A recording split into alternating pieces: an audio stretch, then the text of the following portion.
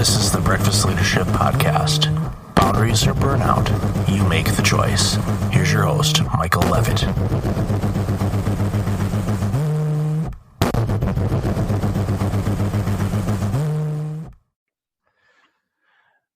Welcome to the Breakfast Leadership Podcast. It's Michael here, and today I've got Steve Wiley on the line. Hey, Steve, how are you? I'm doing great. How about yourself, Michael? I am great for today. Thanks so much for being on the show. And what we want to talk about today, audience, is something that I've noticed, and even in the pre-show commentary with Steve, we talked about this a bit. Steve's mission is to rid the world of zombies in the workforce and in life. So, Steve, what in the world do you mean by that? Although I definitely have an understanding of what zombies in the workforce look like because I saw them this morning on my commute into the office. So welcome again to the show, and tell us a little about you and you know what your mission's all about. Yeah, no problem.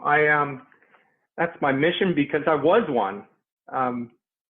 I took off on my career on a dead sprint, graduated from college. I was eager to please, motivated to succeed, and just was driven. I was pursuing the advanced degree at night and working long days. As a bachelor in my 20s, this was probably pretty manageable. But eventually I fell in love, got married, bought the house, had a couple kids. And my pace certainly didn't change. I professed to my wife and kids that no one was more important, or no thing was more important. But I was a hypocrite. I didn't live it. I was caught up in the rat race. I actually, as you know, Michael, published a book last year called Navigate Chaos. The first chapter, I tell a story, which is really what I refer to as the inspiration for driverless vehicles. I'm not proud of the story, but it led to a crash that really just kind of forced me to step back and take another look. And for the first time in my life, I started to apply the management consulting principles that I had been working with other organizations on to my own life. So at that time, I defined a strategic plan that included 5 goal areas or 5 objectives and 22 goals within those 5 objective areas. And one of those goals was to write an inspirational book for business professionals lost in their career or life, or what I refer to as the zombies in the workforce, zombies in life. And I'm proud to say that I knocked off that last goal this past year and just started a company, Seek LLC, 6 years ago, largely driven based upon culture and organization and maximizing the productivity and fulfillment and success of an organization's greatest resource, their people. So that's kind of, in a nutshell, the story behind kind of why I am where I am. I was a zombie, and now I'm trying to rid the world of zombies. No, I'm deeply passionate about your mission, and more importantly, people don't have to live that way as zombies. And as we talked about briefly before we started, I was on the subway this morning coming into the city, and I noticed, I would say, of all the people on the subway car that I was on, I would say about 60% were probably sleeping or trying to sleep, or they had this blank stare on their face of the world has beaten them down. And my story is somewhat similar, where I in my 20s got married, started having kids, working some long hours, had a very long commute in those early days, and burned myself completely out because of where we lived, cost, everything else. And that burnout ultimately caught up with me a decade ago, and then of course I had to reinvent myself after my year of worst case scenarios, and with health and job loss and car loss and home loss and all of that. And when you go through experiences like that, you take stock and you go, okay, what do I need to do to change this? And it sounds like you came to grips with what you said. You said that you felt that you were a hypocrite, and you were saying one thing, but your actions and your life were demonstrating something else. So when you discovered that you needed to make those changes, I'm guessing it wasn't an easy equation to figure out initially, because for my case, reinventing yourself is not something that is easily done when you're an adult. When you're a child, yeah, you're shaping your life and you're making choices and whatnot. It might be a little bit easier, but as a grown adult, it's definitely not easy to completely shift directions and go in a different way. So tell us about, that journey a little bit. Yeah, no, it's a great question. And I think this is a significant hurdle to overcome. And for most of us, I'm just hoping people don't have to hit a low point or have some tragedy happen to push them to make these changes. And that's part of the inspiration for the book. But the big thing initially for me was just owning it. It's so easy for all of us to sit here and blame our company, our boss, our client, our colleague, anyone for our lack of balance. And you probably already have noticed, we can talk about this in a little bit, but I dismissed the term work-life balance and referred to a broader definition of balance. But we have this tendency to be a victim. And so for me, the most important step initially was saying no, just a recognition that I was the problem, that it was the choices that I was making that were the problem. And I mentioned to you, I started to apply some of the strategic planning consulting work that I had been doing, and I took a very counterintuitive approach. So I was living with just overwhelmed by the demands of my life, which were predominantly, in many cases, self-imposed and largely work-related. So I took a counterintuitive approach, and I started to identify, be intentional about what are the priorities in my life. And I started to take some action and just setting some simple routines, daily, weekly, monthly, yearly routines that reinforced the priorities in my life. So simple things. I prioritized family. I prioritized my health, prioritized my faith. And I said, okay, what does it look like to put that in action? And I said, I'm going to commit to this, and the consequences on my job, I'll deal with those. But daily exercise, just made it a habit. That I'm going to exercise a half hour every day. I'm going to have 3, 4, 5 nights a week. I'm going to have dinner with my family. I couldn't find time to go out on a date with my wife. With 2 young kids, job was so busy. But every day or every week, I could go out to lunch with colleagues. So I just said, well, why not have a weekly lunch date with my wife? Simple things. I started to volunteer. I loved working with kids and coaching. Volunteered as a youth basketball coach, volunteered monthly in our church and youth ministry, and committed to an annual vacation where I shut down.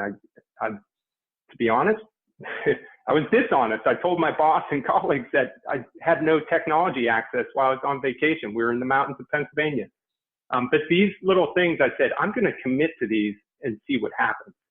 And that was really foundational. I actually put more on my plate and accepted the consequences, but it brought a renewed balance and fulfillment. And we can talk more about this, but one of my discoveries and one of the things that I dismiss as a myth in my book is that personal and professional success are mutually exclusive. Because the moment I started restoring my health, my peace, my fulfillment, my balance, the more successful I became in my career. It's amazing how your journey through that and what you wrapped up with is crucial for people to understand. Is when you focus your attention on the things that really matter most, the other things will take care of themselves, and your work and opportunities and other things will improve. And and for some people, it may require moving on from an organization and going to work somewhere else, or going out on your own, or launching your own business, or you name it. There's all kinds of different things that, come up in these situations. But when you prioritize yourself first, your life improves, your relationships improve, both with loved ones, friends, employers, employees, you name it. And also, what happens too is when you are actually working and giving and serving either loved ones or your employer, you're doing it from a better state with full energy. So they're getting a better version of you by you taking care of yourself Absolutely. first. They're getting a better version of you. If you're trying to give everything to them first, they're actually not getting the best version. They're getting a watered down version because you're trying to spread yourself way too thin and trying to do things. And it's something that I talk to people about a lot is, and they think, well, it's being selfish. Like, no, it's called self-care. It's taking care of yourself first. And when you do that, then you're living at your optimum best, which means everything you do is better. And what you reap it what you sow. And when you're taking care of yourself, then you're with your health, going out on dates with your loved ones, you name it. Doing all of those things make such a huge difference. And it's those little things in life that add up to the big things. And you'll notice, career growth and personal growth and everything else. It's amazing. Yeah, no doubt.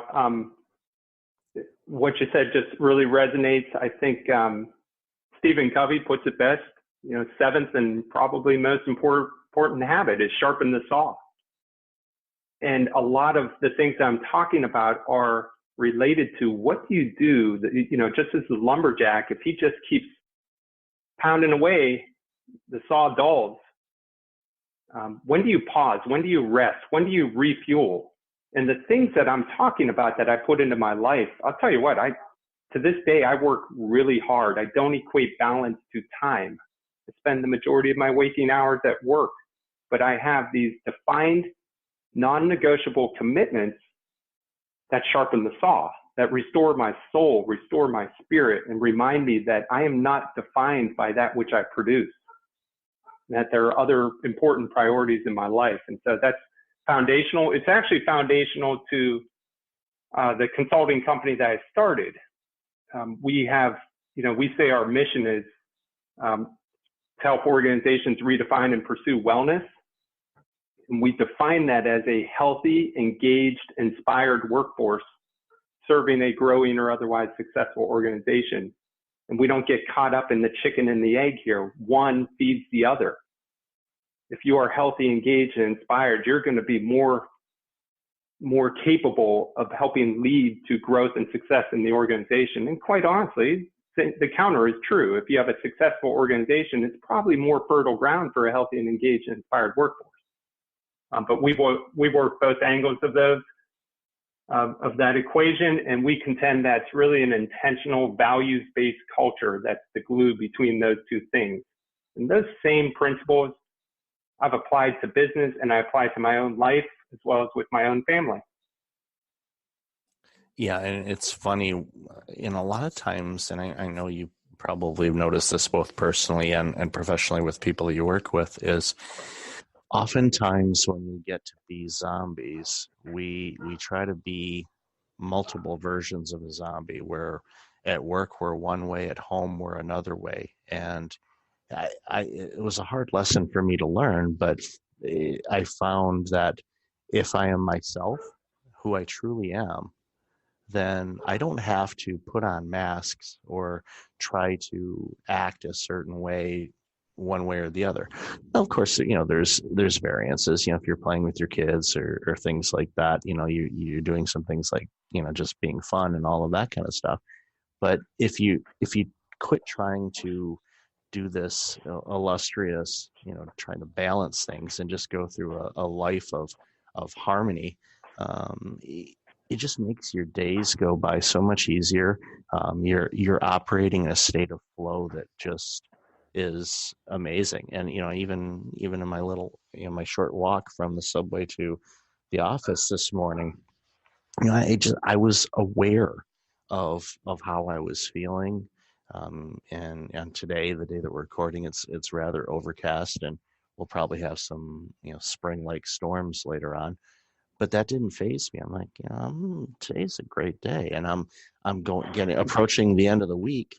Man, my energy levels are as high as they could be, and I didn't really have a lot of coffee yet this morning either. So it's just, you just get, and I look at this and going, okay, if I can do this, if I, after all the stuff that's gone on in my life, if I can approach life in this way and live my days like this, anyone can.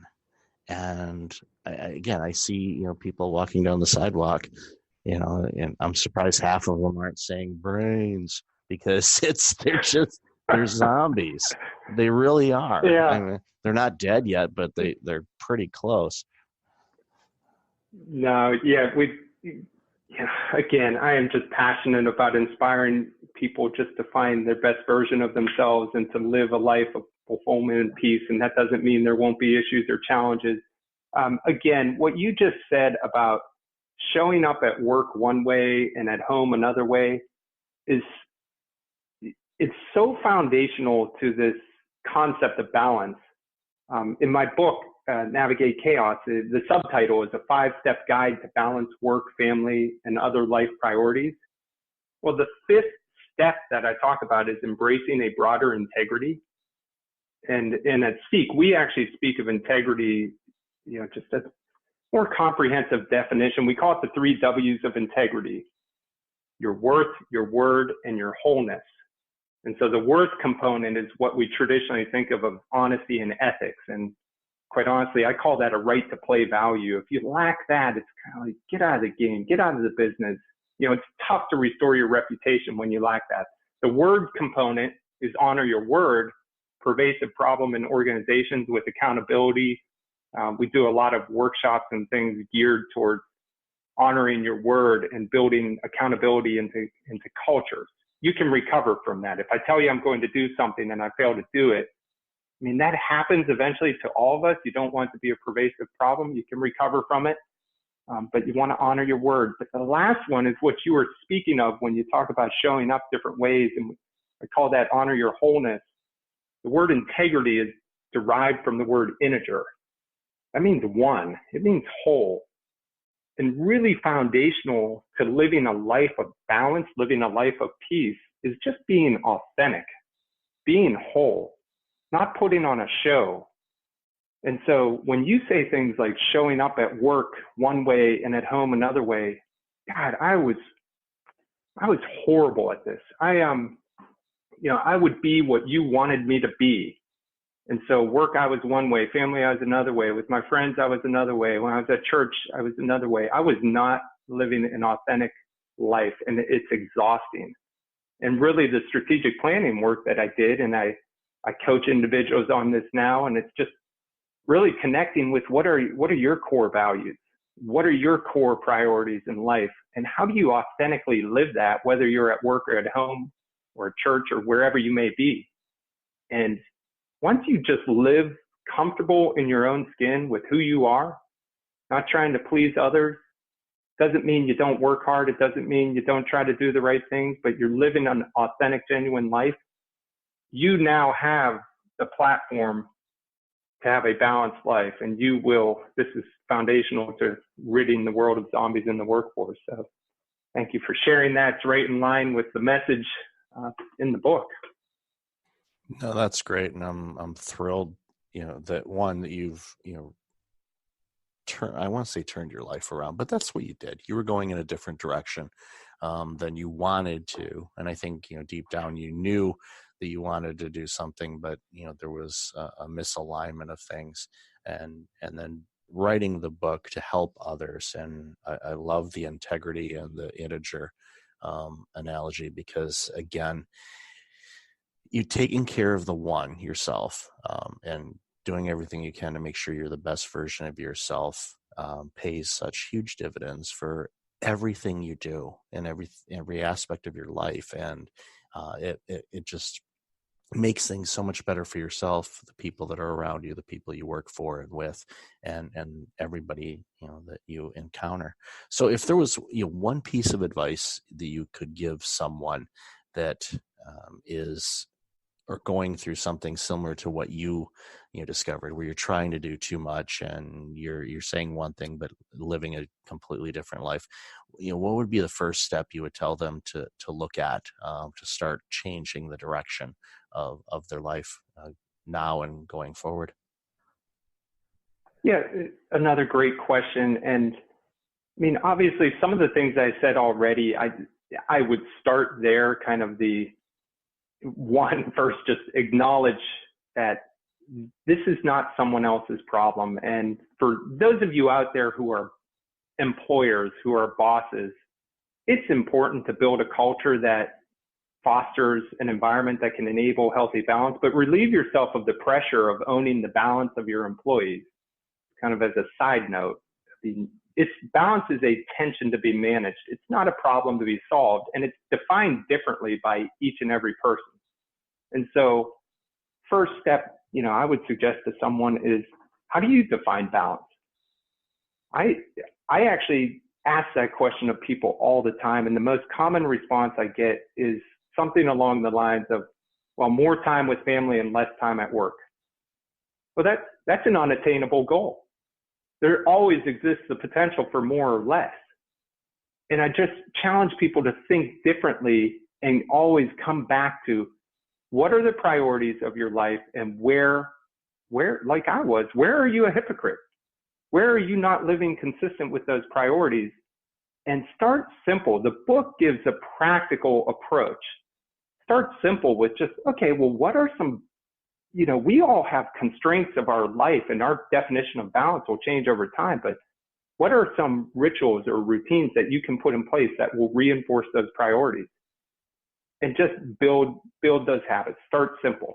So I've already kind of talked about that, but just want to share one other really significant, this did not happen overnight. I developed a strategic plan, and it wasn't like, ta-da, I'm no longer a zombie. It took some work.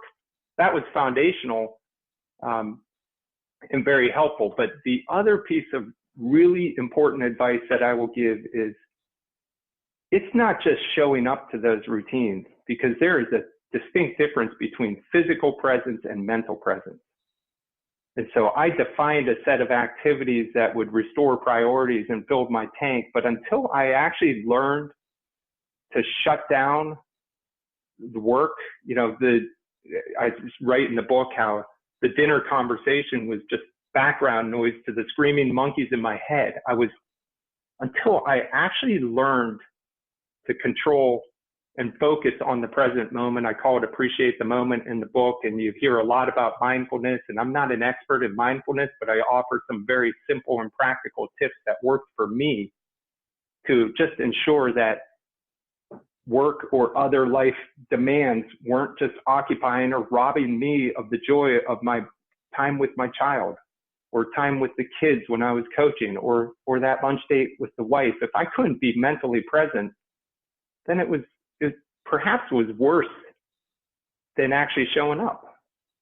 And so I think we've got a lot of advice and tips and simple strategies related to just, you can't just be there for your family, or be there with friends, or be there in your hobby if you're so preoccupied mentally. So there's a discipline that you have to establish to learn to shut things down. And I actually came up with several physical rituals that were reminders of mental awareness, quite honestly, to the blessings in my life. So that's a critical component. Again, I would start with just this acknowledgement and focusing on what do you really value and prioritize, and coming up with activities. But I just would stress that you can't stop there, because physical presence to this is not sufficient. No, that's amazing tips, and I definitely encourage people to pick up your book, because I think it would be a great roadmap for them to guide them on the right way to approach their life and make those changes that they need to make sure that they can be the best version of themselves. So where can people find out more about you and the awesome stuff you're doing? So my company is Seek, and that's spelled C as in cat, CEEK. And so anyone can go check us out at seekllc.com. We're on Instagram and Twitter at seekllc. The one thing that I wanted to offer to everyone is we actually created, kind of coupled with the book Navigate Chaos, but we've created a life balance assessment tool. And I'm actually going to be kicking off a video blog series in about a month, and we're intending to open up that tool at no cost. And I'm going to just go ahead and open it up now. So if any of your listeners would like to go take a simple balance assessment that gives you a framework to define balance and what it means to you in terms of your priorities in life, just a great way to get started. So anyone can go to seekllc.com/balance. And then there's information on that page about the book as well. But if anyone's interested in the book, they can certainly go to Navigate, or just search for Navigate Chaos out on Amazon. And otherwise, just to learn more about Seek and our consultancy and our focus on intentional culture and organizations, you can just go to seekllc.com. And of course, I welcome any emails, which, Michael, if you want to share in the show notes, my email address, that's fine as well. That's Steve Wiley at seekllc.com. So happy to hear from anyone. That's awesome. And audience, I'll have all that information in the show notes. So thank you again for being on the show. I love your story, and I'm thrilled that you made that life pivot to live a better life for yourself, which has benefited everybody that you encounter. Well, I appreciate the opportunity to be here, and certainly appreciate all you're doing for people through this podcast. So keep doing what you're doing. Thank you. Thank you. And until next time, everybody, be well. Hey, it's Michael again. Thank you for listening to the podcast. I really appreciate it. If you're like many people, you're dealing with some significant stress and possibly approaching burnout. I know how you feel. In 2009, my burnout led to a year of worst-case scenarios. I do not want that to happen to you. If you go to breakfastleadership.com, you can register for a free webinar on burnout prevention, as well as get a free checklist to have successful mornings. Start off each day the right way. Again, that's at breakfastleadership.com. Also, since you are a loyal podcast listener, I'm asking you to like, rate, and review my podcast on iTunes. I look at all the reviews and appreciate your comments, and it helps other potential listeners discover the content I have on the show. I appreciate you, and thanks again for listening.